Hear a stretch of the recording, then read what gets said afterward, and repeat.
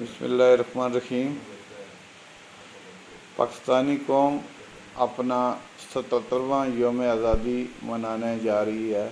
14 اگست کو ملت اسلامیہ پاکستان اپنا 77واں یوم آزادی منا رہی ہے، اور پاکستان کا یوم آزادی جو ہے نا، وہ پاکستان ہمارا جزو ایمان ہے بحیثیت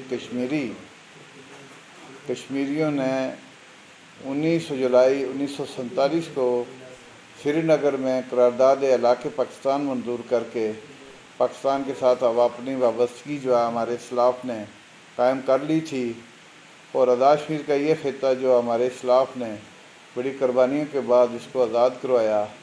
پاکستان کی تکمیل کا ابھی ایجنڈا جو ہے نا، وہ تشنہ تکمیل ہے۔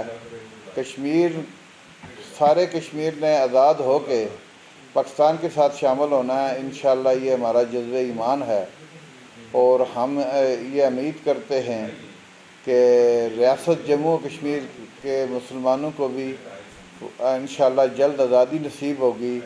بھارت نے جو ظلم اور جبر سے ریاست کشمیر پہ قبضہ کیا ہوا ہے، اس سے ایک دن چھٹکارا ملے گا، اور پاکستان کی جو تکمیل ہے وہ مکمل ہوگی۔ پاکستان ہمارے جزو ایمان کا حصہ ہے۔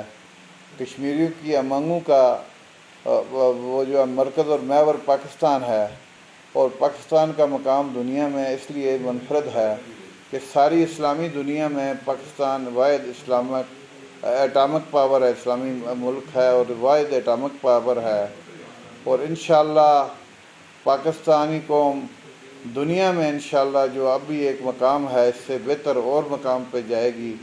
پاکستان ترقی کرے گا۔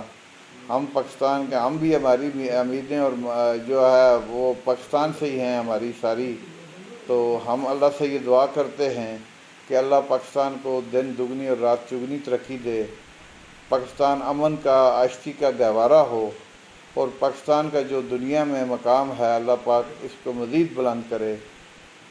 میں انہی الفاظ پہ اپنی بات جو ہے نا یوم آزادی کے پیغام کے حوالے سے ریکارڈ کروا کے اجازت چاہوں گا۔ وما علینا الا البلاغ۔